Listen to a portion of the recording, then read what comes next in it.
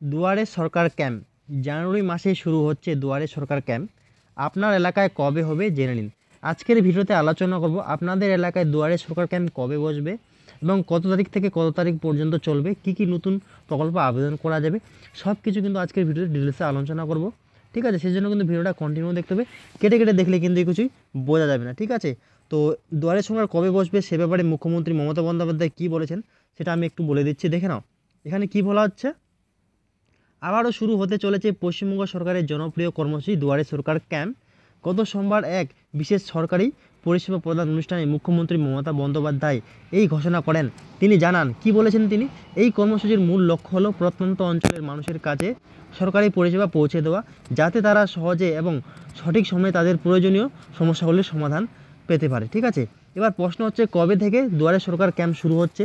এবার দুয়ারে সরকার শিবিরে কী কী প্রকল্পের পরিষেবা দেওয়া হবে এবং কোন এলাকায় কবে থেকে ক্যাম্প শুরু হচ্ছে। তো বিস্তারিত জানার জন্য অবশ্যই কিন্তু ভিডিওটা কন্টিনিউ দেখতে হবে। কেটে কেটে দেখলে কিন্তু কিছুই বোঝা যাবে না। আর হ্যাঁ, ভিডিও যদি ভালো লাগে অবশ্যই কিন্তু চ্যানেলটা সাবস্ক্রাইব করে রাখবে। আমি কিন্তু প্রতিনিয়ত এরকম আপডেট দিয়ে থাকি।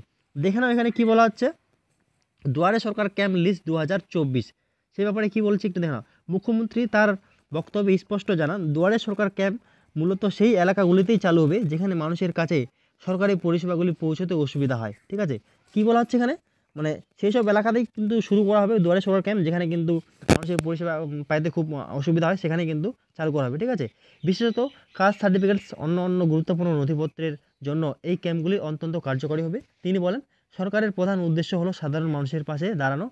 সময় মতো সঠিক পরিষেবা দিতে পারলে মানুষের জীবন সহজ এবং সরকারের প্রতি তাদের কিন্তু একটা আস্থা জাগবে। ঠিক আছে, তার বক্তব্যে কিন্তু এই সব কথা বলেছিলেন। দেখেন তারপর কী বলা হচ্ছে, দুয়ারে সরকার প্রকল্পের বিশেষ দিক, কী কী দিক রয়েছে বিশেষ, সেটা আমি একটু বলে দিচ্ছি। কী বলা হচ্ছে এখানে, দুয়ারে সরকার কর্মসূচি মূলত বিভিন্ন সরকারি প্রকল্প যেমন স্বাস্থ্যসাথী, খাদ্যসাথী, শিক্ষাসাথী এবং অন্য অন্য সামাজিক প্রকল্পের সুবিধা পৌঁছে দেয়।